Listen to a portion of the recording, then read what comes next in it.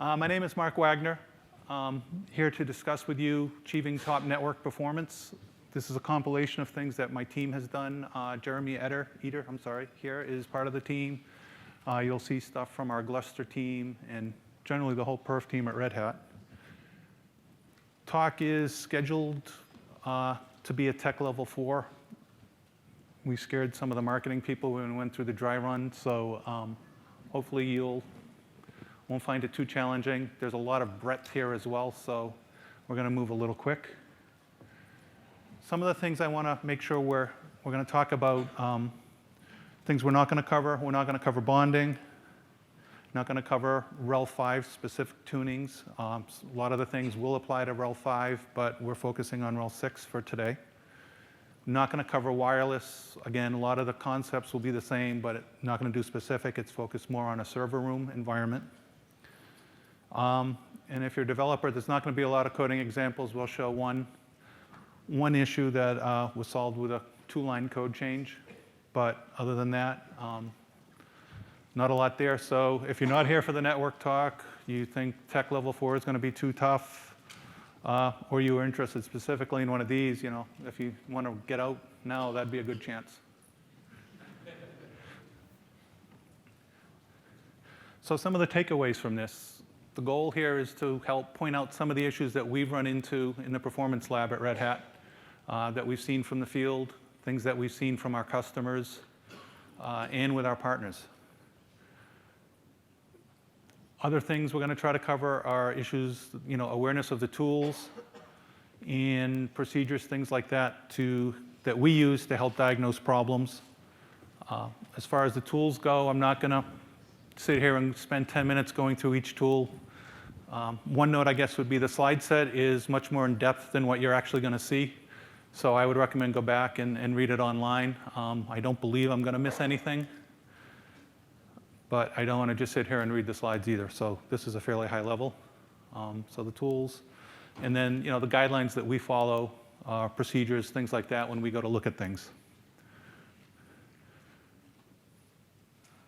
Next, I'd like to do a quick couple disclaimers. You're going to see data from Intel, from Mellanox, from SolarFlare here. We don't recommend one vendor over another. We work with all of them who come to us. So don't assume that we're recommending one vendor versus another. Being in the CTO's office, we get to see a lot of new stuff. So we'll show some Mellanox 40 gig data, which I guess isn't that new now, but people can get out there and use it. How many people here are at least using 10 gig, by the way? Quick show of hands. OK.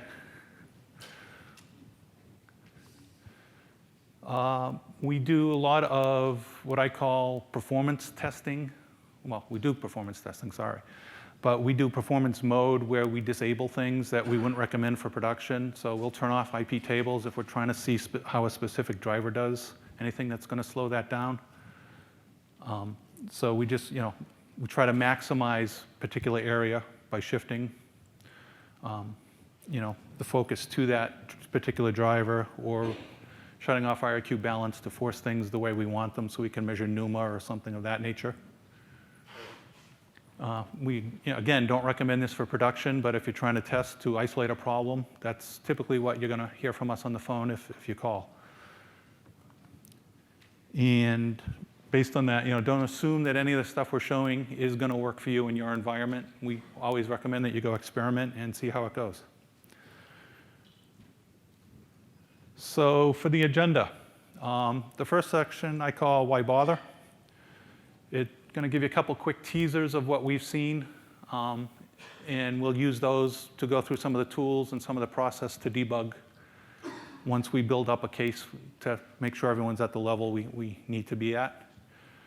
So we'll cover the basic concepts, things of NUMA, PCI bus layout, things of that nature. Some of you may be bored by that. Some of you may be a level 4. We'll cover some of the changes between RHEL 5 and RHEL 6, mostly the new features of RHEL 6. We'll show some of the tuning knobs. As Linux has 8 million ways to tune something.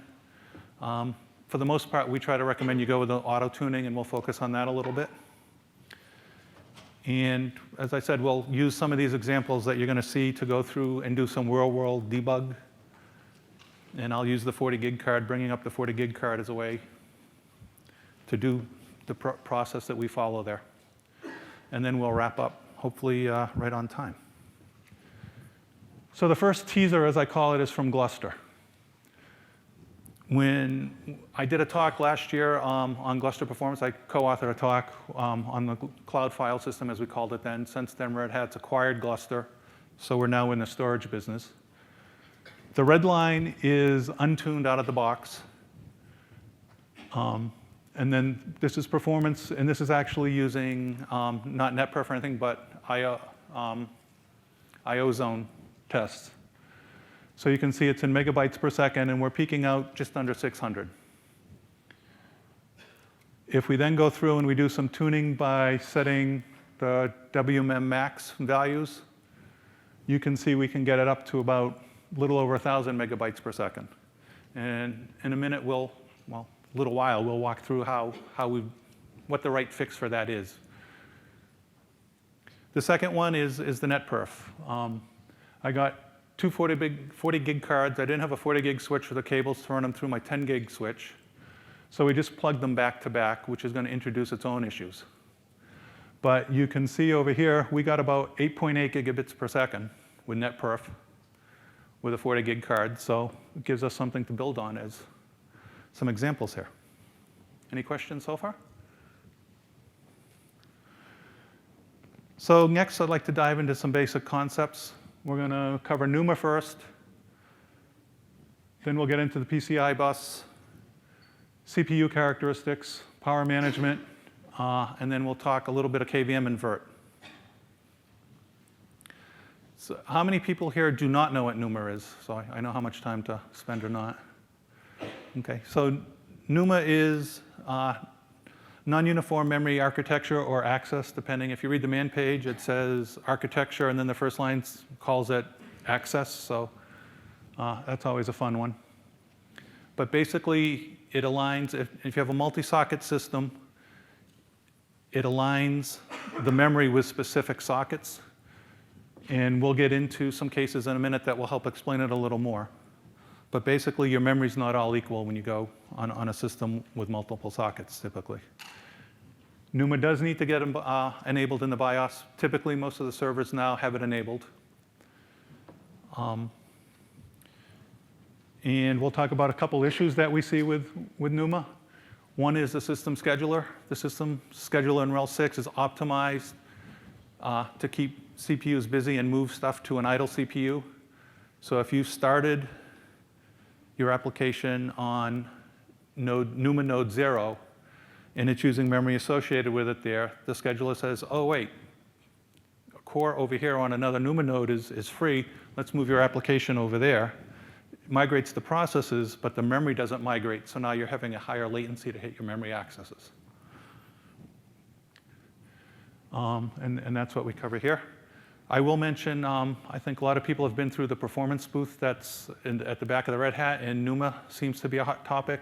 And we recently, one of the guys in our team, Bill Gray, did a tool called NUMA D, which is tech preview in RHEL 6.3, which helps with the alignment. It will automatically migrate memory and processes for you. So if you're on 6.3, you might want to take a peek at NUMA D. It is an upstream project as well through Fedora. So the big issue with NUMA is when you hit the latency. So this is an output of NUMA CTL if you do -- hardware. It lists what the nodes are. And then this thing down the bottom here, my laser printer works, is called the slit table, SLIT.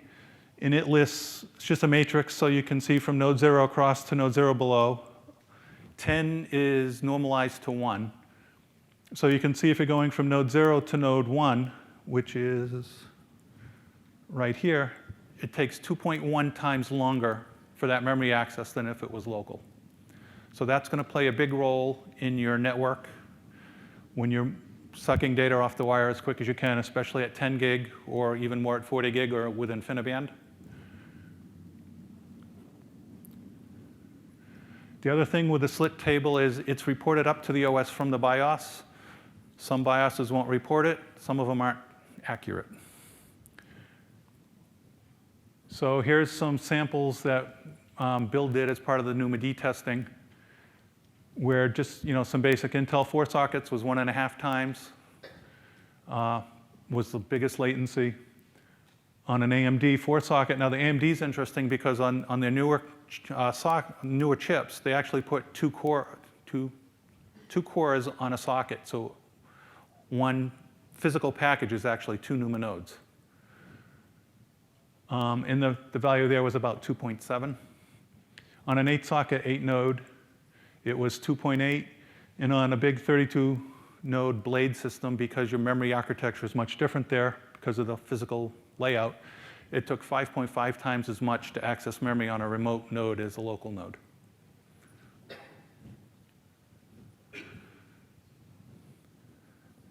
Questions on NUMA before we move on? We'll get back to this later.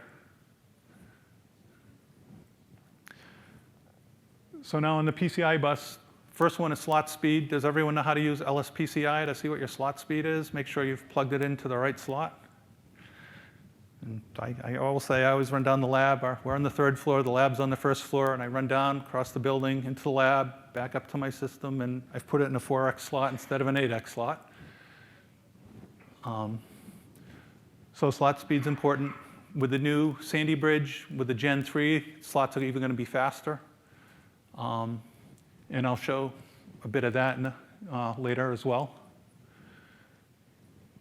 The newer thing that's coming out now, especially on the Intel platforms, is you can actually align, on the bigger systems, you can align PCI buses with specific NUMA nodes, where the earlier Nehalims and all, it was pretty much a flat world.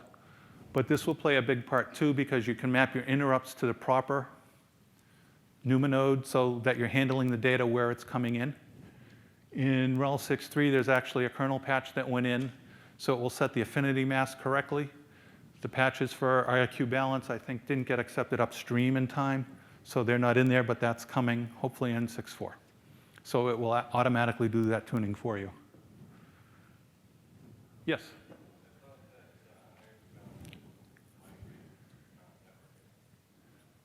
Oh, it's been moving mine.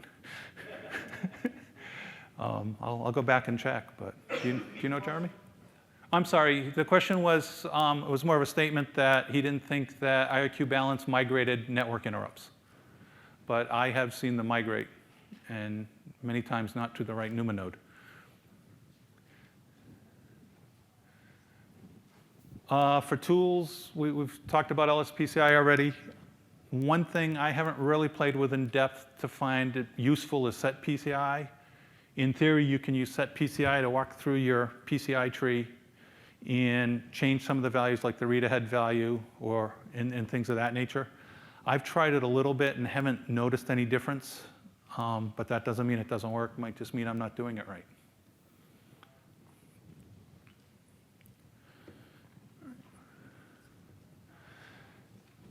So this is with a Mellanox 40 gig card using AMQP, which is our Cupid latency test. AMQP is Apache messaging queues. We use that as a standard benchmark for latency messaging applications within Red Hat.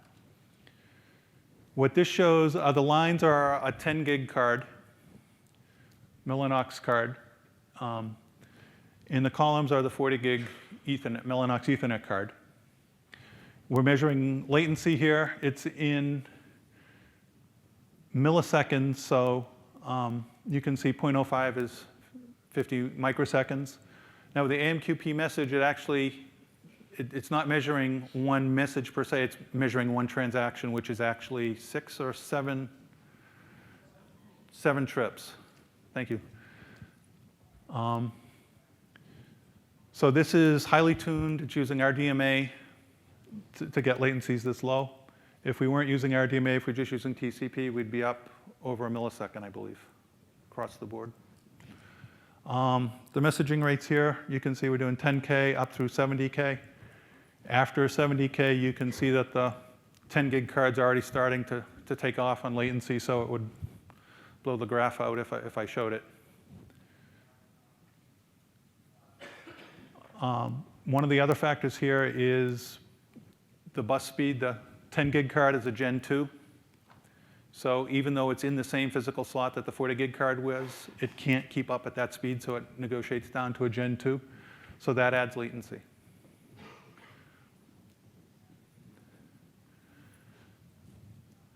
So that's it on PCI bus. Any questions there? CPU characteristics, some of the basics. Cache layouts, again, in the performance group, we spent a lot of time trying to keep the cache lines hot, moving things around. Also knowing, as the new chip architectures come out, how the cache lines are changing, the L2 caches, the L3s, what's shared between cores, what's not shared. Hyperthreads, we're always asked if you should have hyperthreads on or off. As a general, real simple, basic rule of thumb, if you're doing latency sensitive stuff, it's probably best not to keep hyperthreads on because you don't know where it's going to end up. If you're massively overloading the system, overcommitting the CPU, then probably keep hyperthreads on because it will give you more things to bounce around. And Cstates, which is going to tie into the power management. Are people familiar with Cstates and all power management? You're a performance guy? Always off, yes. The problem is it's getting harder to turn them off. So power management, it's not always your friend. So each new generation of hardware is coming out with more advanced power management. It is good for the world. And the trend is towards more power savings. The problem is it's going to increase latencies, things of that nature. But the economics, I think the major costs in the data centers now are cooling and power. So if you can reduce the power when you're not needing it, great. Want to talk a little bit about BIOS versus OS control. On all the systems, you can go into the BIOS and say whether you want them to decide, the hardware vendor to decide the power management, or if you want to feed it back and let the OS do it. We always recommend, if you can't disable it completely, that you tell the BIOS to let the OS do it. They're spending a lot of time on RHEL and upstream with power management, trying to make things better. So we'd recommend going into the BIOS, turning it off there. And the other thing in the BIOS, it's called Cstates for physical. And up in the OS level, it's called Cstates. So when you hear P-states, they're talking about what the hardware is going to do. This is an example from our Sandy Bridge system. Tool you can get online. If you look for turbostat, it will go through and tell you, what your process, what C-states are across the top, and some other data there.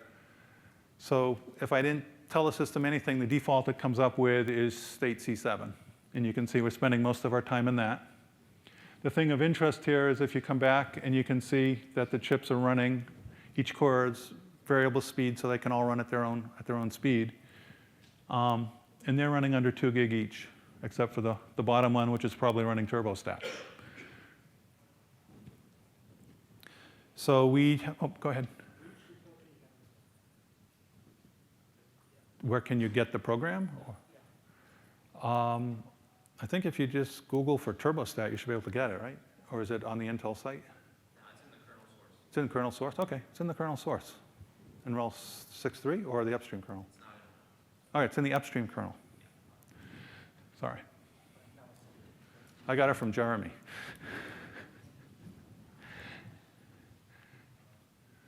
But the important takeaway here is your speeds are lower. There are ways to take a hammer to this. So we come in and we disable it, so we stay in state C0 all the time. There are a couple of ways to do that. One is you can find, again, online.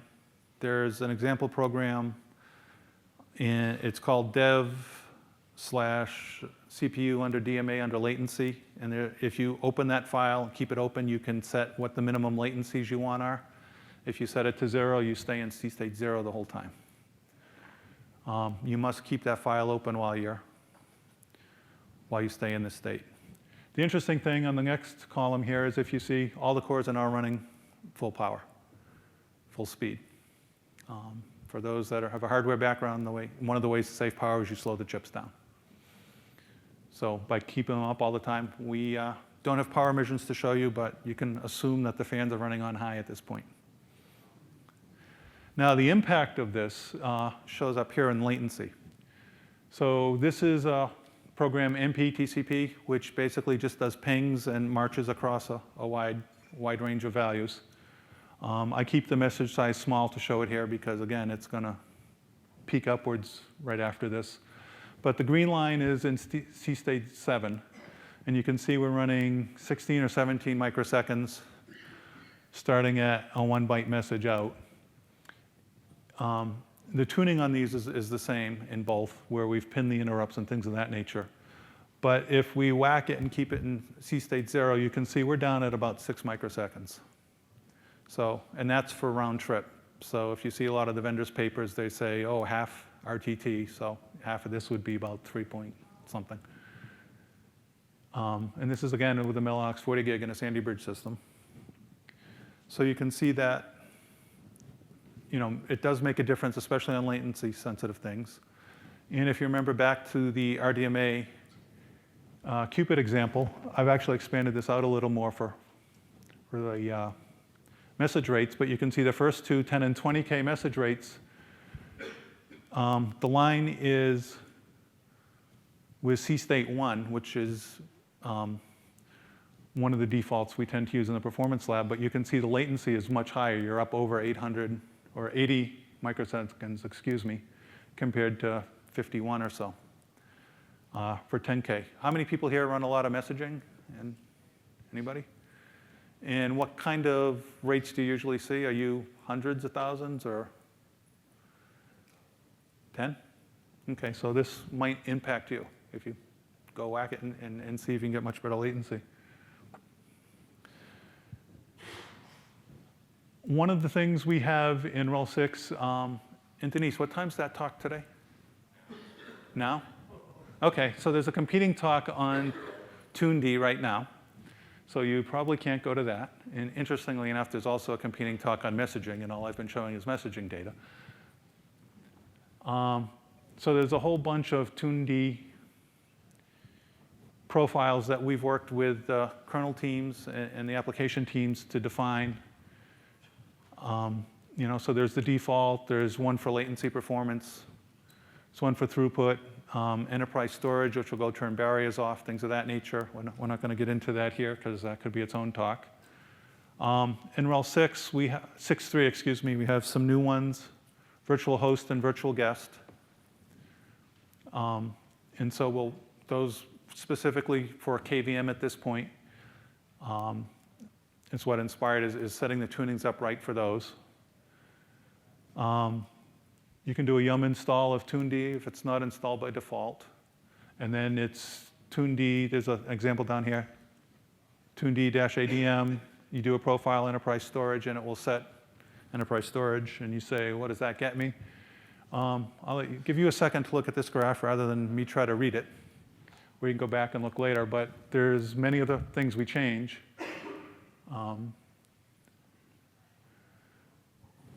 And all of these are things you can go change by hand, but we have one tool that just goes and whacks them all for you.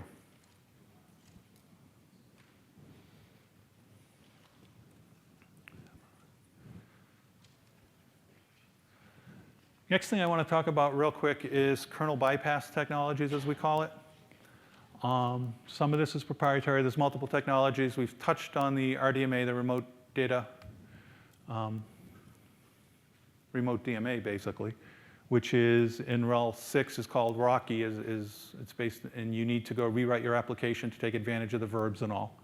But you do get much better performance and latency with that. There's proprietary. SolarFlare is making a big push with open onload. Jeremy's been doing a lot of work with them and just published a white paper that you can pick up downstairs at the SolarFlare booth that shows where open onload beats RHEL, the standard RHEL drivers. And here is one of the graph's redrawn a little bit from Jeremy's paper. The lines are the open onload. I'm sorry. The blue is TCP, where the columns are the baseline, yes, and the lines are open onload. So you can see blue is TCP beats, the basic Morales, and then UDP, it rarely shines, open onload. So you can, if you have solar flare cards and you want to look at using that, you can. Again, it works for solar flare cards, not for other things, but it does give you great performance if you're using them. This shows, it's a Cupid test again. This is on an older Westmere system, and it seems sort of funny to say older Westmere system, but it is an older Westmere system, and it's a 10 gig card, and so this has numbers that beat what we did a paper a couple years ago with another vendor, and this seems to be doing better there. The open onload here is the bars. I guess I switched that, sorry. But latency, so latency smaller is better here. Any questions so far? Because now we're going to go virtual. Many people here use KVM, or should I go through this quickly? Okay. So we won't go through it quickly. KVM network architecture. This is the default that was in RHEL 6, RHEL 5, RHEL 6. Basically, you come up, you nix down the bottom, you come through a bridge, into the tap device in the kernel, switch into user space, copy into QEMU, which then copies it into the virtual machine. So you have a context switch there at the tap device as you go. This is the NP TCP program again. Bare metal is the blue line. Yellow is the guest. And you can see there's about a 4x gap in latency. And what we'll do is we'll walk through some examples of how to pull this down. So RHEL 6.1, I believe in RHEL 6 it was tech preview. RHEL 6.1 vHostNet became live. Basically, you move QEMU out of the picture for transferring network data. It runs as a kernel driver on the host, so you avoid the context switch. Your latency, and I guess that didn't line up here, but your latency is now the red line, and you can see you're much closer to bare metal. You're at about 70 microseconds. And again, it's latency, so small is better. So this is a picture of the two side by side. So you can see you've just moved QEMU out of the way. Device assignment we'll hit on next. And with device assignment, you basically pass the entire physical device into the guest. So then you're not using the VirtIO net drivers in the guest. You're using the actual driver for the device. It gives great performance. It's not shareable, though, so that device is tied to that one guest. So if you have one big guest, that's great. If not, well, you're in trouble. Where it's not shareable, you have a multi-function device. That's the next slide. The other thing to note on this is this will also work with storage, HBAs and things like that. So if you're having next, we get into SRIOV, single root I/O virtualization. Basically, it allows you to create multiples and pass each one into guests. So a picture of them side by side again, just for completeness. You can see you have multiple VFs, as we call them, and that you can pass in. So the light blue line now is with SRIOV. You can see your latency is down below the vHostNet. You're doing much better. And you can get this into multiple guests now by creating the VFs. Typically, you have to enable it on the need to enable to get it on the grub line when you boot your kernel. You set the IOMU on. And you also, for your network drivers, there'll be, depending on the driver, if you do a mod probe of the driver, it will tell you what you need to do. Max VFs or num VFs is typically called. questions on this? It's a quick tour through KVM. I have a question, and that is, so you need to have a driver that's SRIOV compliant, Yes, and you need to have a device that provides virtual functions. yes. Okay. What if you have just a vanilla multifunction device, and you want to assign a port from that device to a guest? What happens to the other ports on that device? Do they disappear with the first function? I think it depends on how it, on the particular driver and how it's, yeah, we can talk to people back at the ranch and find out. Any other questions? Which version of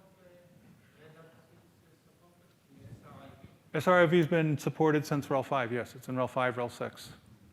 For network drivers, in 6.3, we just added Mellanox and Emulex NICs for SRIV is not, I'm sorry, IB is not quite there yet. Pushing for that soon, but many people here using IB, by the way, Infiniband? Okay. We've been playing with that a lot. I just don't have it in the slides yet. So RHEL 6, new features. Oh, wait a second. Were we done there? I mean to cut people off. So new features in RHEL 6. Multi-queue transmit. So RHEL 5 introduced multi-queue receive. RHEL 6 has multi-queue transmit. It's there at the high level, and then depending on the specific drivers, it may or may not be there, and a specific driver underneath for interrupts, things of that nature. We have tools to monitor drop packets. Drop watch, it's called. And that will sit there and list packets as they get dropped. And there's also tools you can write to go monitor some of the other registers and see what's going on. Do we share drop watch? It's in RHEL? I mean, drop stat. Okay, yeah, if you have a support contract, there's a nifty tool called drop stat that you may be able to obtain.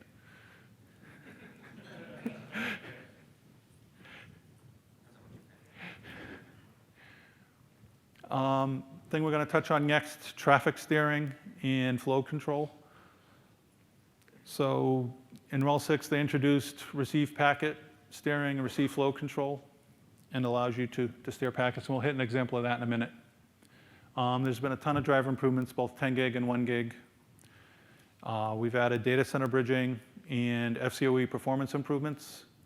At this point, we haven't done a lot of performance testing with either of these because we don't have the storage to make it interesting from a performance perspective.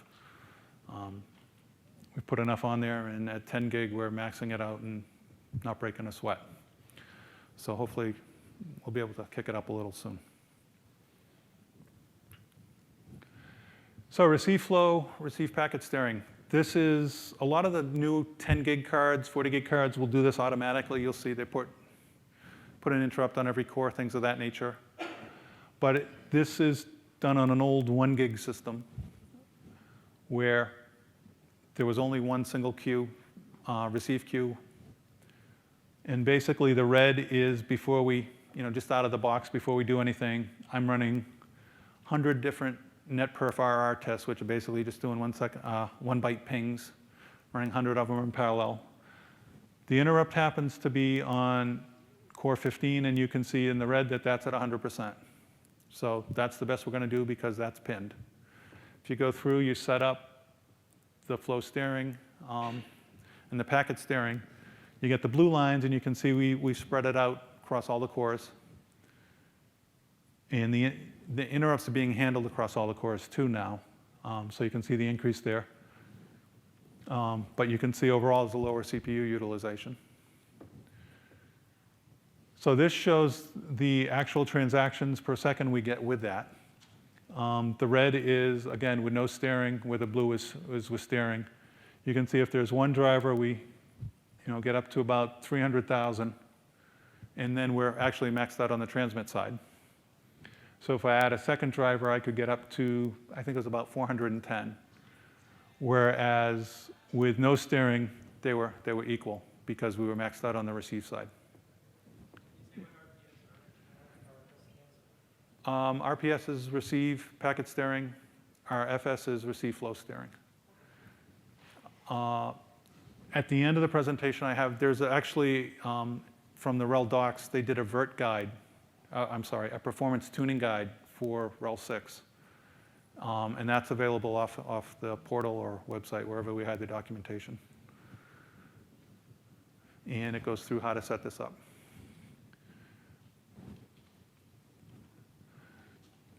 So tuning knobs. Linux network in general is tuned for reliability. TCP stack is actually very reliable. Not always the best for performance. So we always go and try to change things because that's our job. The interesting thing about Linux is it's set to auto-tune. And there's very few cases where we found that the auto-tuning, we can actually beat it by hand. Some of the 40 gig that I'll show in a minute, we were actually able to get better. But in general, the auto-tuning is very good.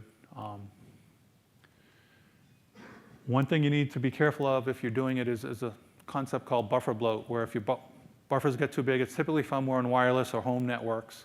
But if buffers get too big, you have a lot of packets queued up to go through, and then you hit a small pipe somewhere. Everything gets backed up, and you start timing out, and you hit your congestion windows.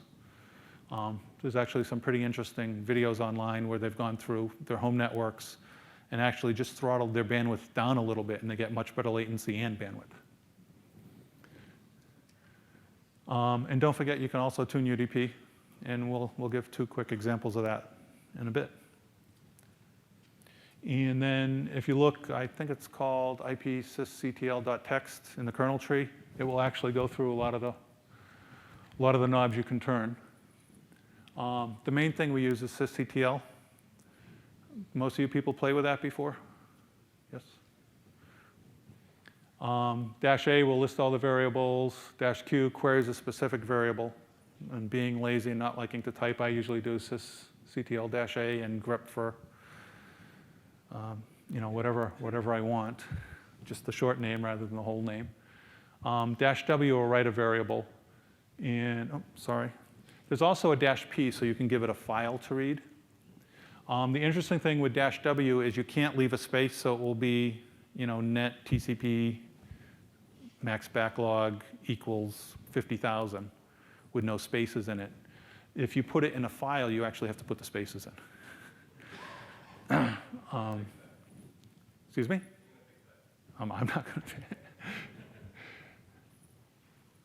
to. So we'll go back to the first teaser, which was the Gluster. So this is actual disk bandwidth over the network. And this was setting the netcore memmax values across different sizes to see what would happen. And this is actually a trick question. The problem with this, it was a 2-line change to the code for Gluster code. Basically, they do a set sock op. And when you do that in your code, you disable auto-tuning.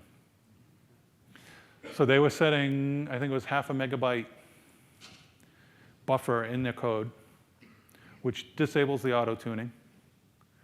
And so the red line shows if we set it to 0 so we don't create a buffer, you're flat line, full bandwidth the whole way.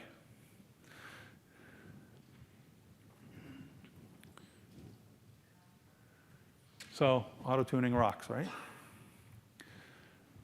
The second teaser we had, oh, sorry?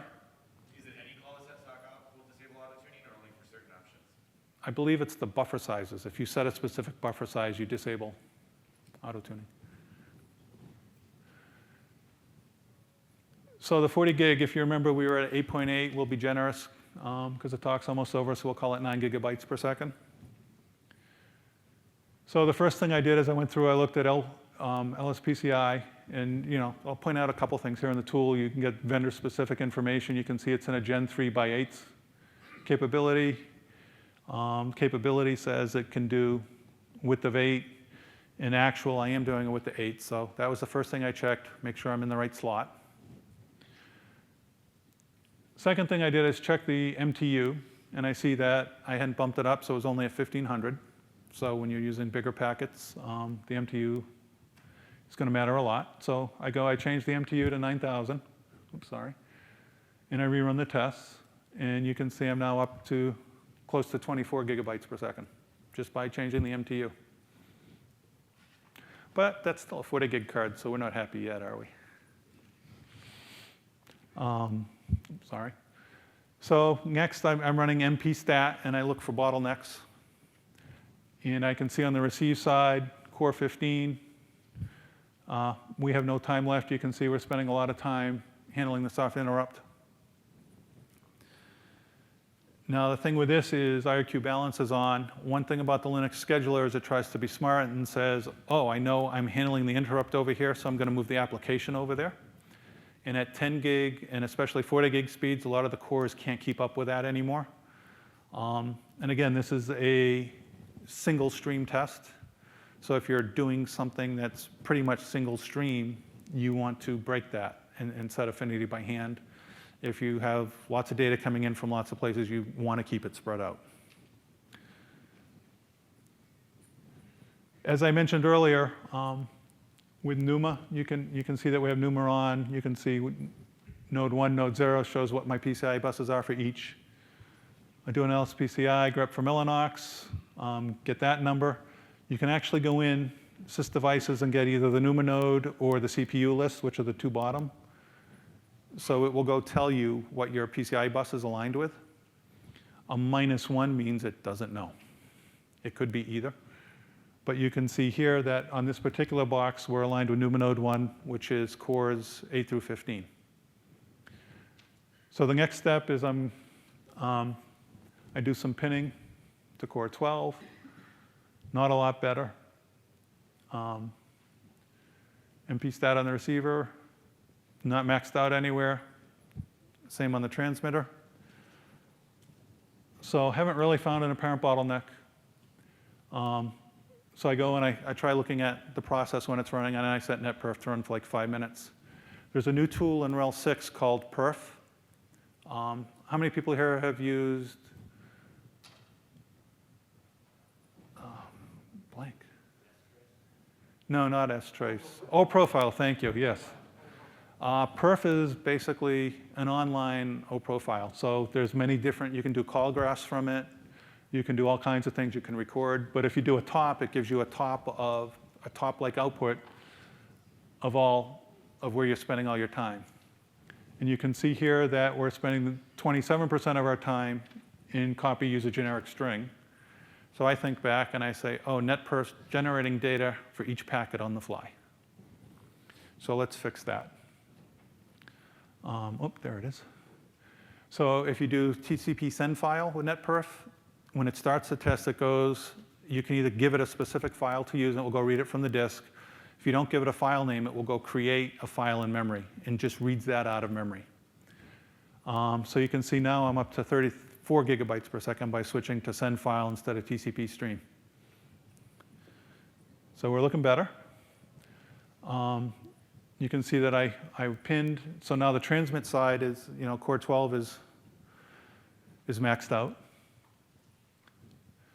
Check for errors, pause frames, et cetera. So I do an ETH tool -S of ETH4. And you can see for the Mellanox Q stopped, wait Q or X on, X off. Keep in mind that these are back to back. So I have no buffering and a switch to help me here. So I give it more buffers. And I finally get up to 37 gigabits per second. So we'll be happy with that and declare that part done.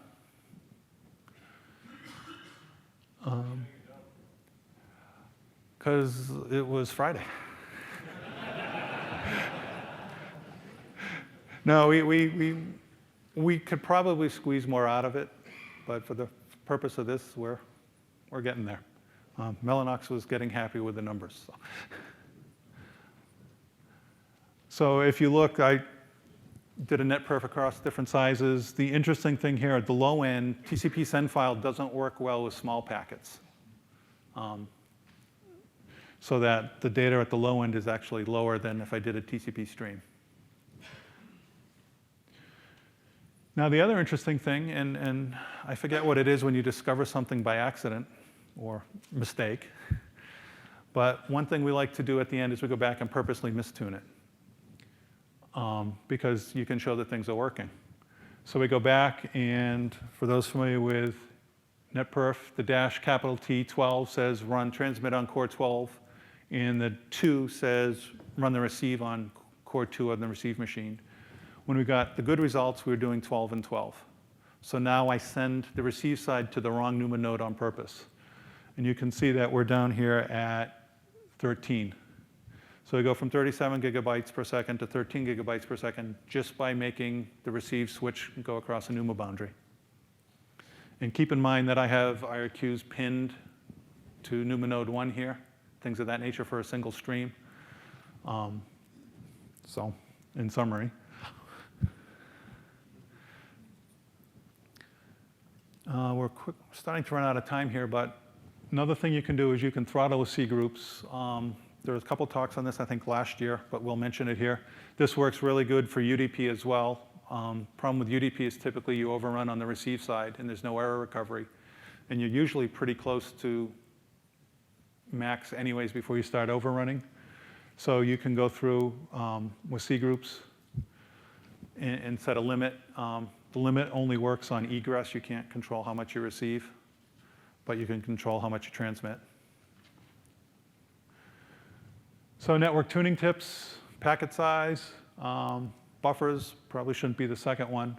IRQ affinity, CPU affinity. Again, the IRQ and CPU affinity, if you're doing small single stream type of things, if you have a ton of stuff coming in, it's going to spread it across and do it better than you're going to do by hand probably.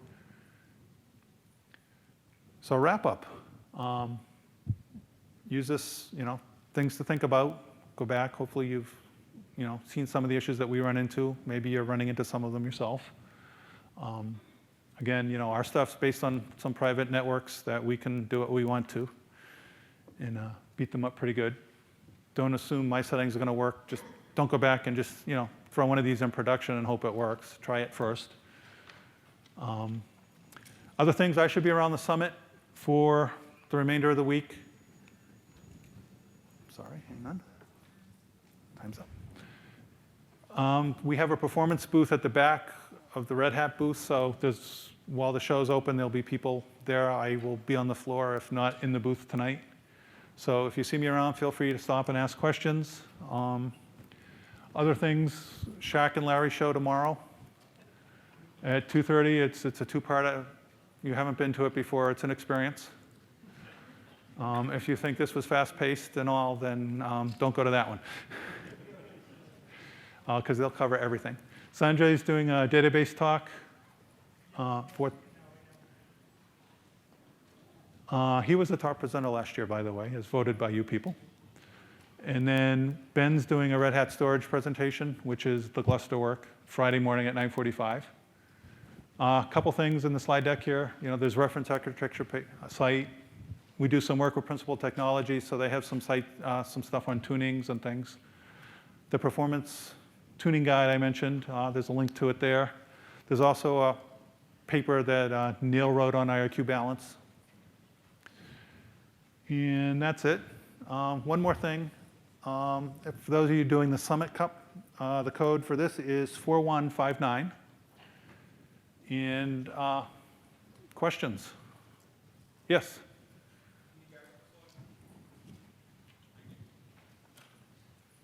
Other questions? Way back. Any tools handy at the system tab to see socket features, how the socket set up on the fly? With system tap was the question, or Other than to see if it could be delayed buckets, send buckets, I don't know. So you want to debug an application that you have? yeah, but I want to see how the socket is really set, not what I think it's being set. You could use. You could try netstat. I think it's AND, and it will show you socket sizes. Also, there's a tool called SS, and if you do SS-E, it will tell you the buffer sizes that are in use. So I think if your application is setting a specific size, that should show up. Anything else? Yes? Recently, there was on the kernel panel that just about actually use memory maps buffers to the buffers on the network card. Like, use that. Yeah, I have not done anything with memory map buffers, no, but I'll check into it. All right, thank you.